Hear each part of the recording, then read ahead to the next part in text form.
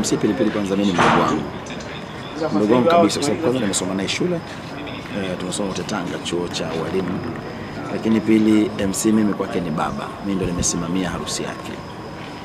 Kwa hiyo ni mdogo wangu, ni mtu wangu wa karibu, na kwa kweli nimeumia kwa tukio hili ambalo limetokea.